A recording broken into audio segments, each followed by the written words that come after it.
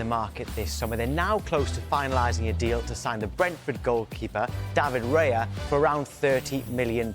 Let's get some reaction to that and speak to Arsenal fan Albert Yumo. Albert, great to see you. Good morning to you. This David Raya deal, do you think this is a good move? Is Arteta just increasing competition in another key position? Yeah, Tom, good morning to you, mate. Thank you for having me on. Yeah, I think it's a fantastic move personally. It kind of caught myself and probably Arsenal fans a bit left field in terms of, oh, they've gone for a goalkeeper. But if you actually take a step back and look at it, we've been linked with David Raya before back in 2019. There's obviously a link with Inaki Kana, the goalkeeping coach at Arsenal, who had a hand in bringing Raya from Blackburn to Brentford. And the link has never gone away.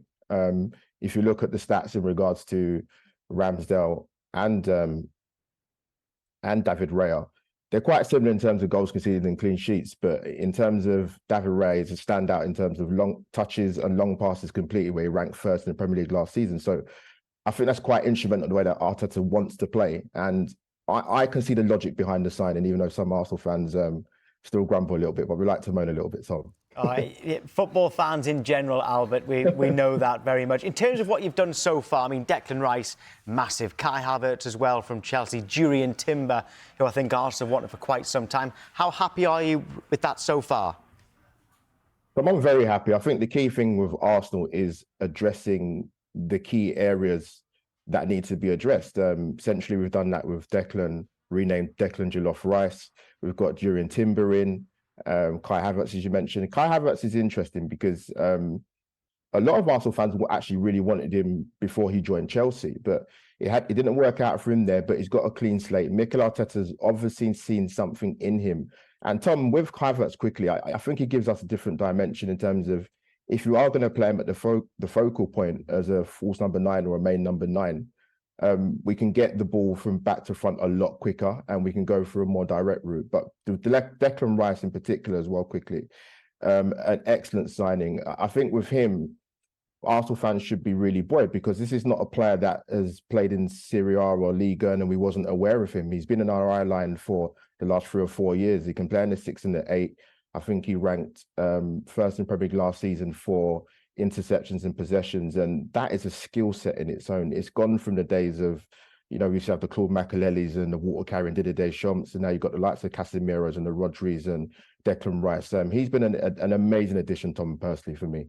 Yeah, and you'll be hoping that this business by the end of the window gets you closer to, if not even overtaking, Manchester City, who you beat in the Community Shield, of course. Now it appears that the focus might be on outgoings. Are there some obvious areas where you could offload some players who might be surplus to requirements now for Arteta?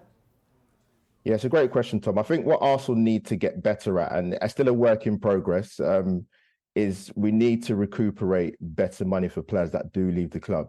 I do think we got quite a bit of decent money for Granit Xhaka that we did get, because when he was linked to leaving Arsenal before, the fee was a lot lower. We got a little bit of money for Austin Trusty going to Sheffield United, and obviously Matt Turner's going to Nottingham Forest. I think that's for about 10 million fee. And obviously the talk about Balogun potentially leaving, which would be, I can see Arsenal cashing in. There's still time to tell. It looks like he might move on. But I think in terms of, you mentioned about the Man City aspect of it, I think that win on Sunday was huge for a number of different reasons, Tom. We haven't beaten City for a long, long time. We forgot what it's like to beat them. It's been since 2019. And I think it was psychological of Arsenal. And it just gives the players a bit more confidence to show that they can actually beat Manchester City. Yes, you can go toe-to-toe for them in the league and try and get it done, which is difficult because you've got to hit that 90-point mark and above. But I think psychologically that was massive for Arsenal to get that win on Sunday. Albert, great to see you today. Thanks very much for coming on. Thank you, Tom.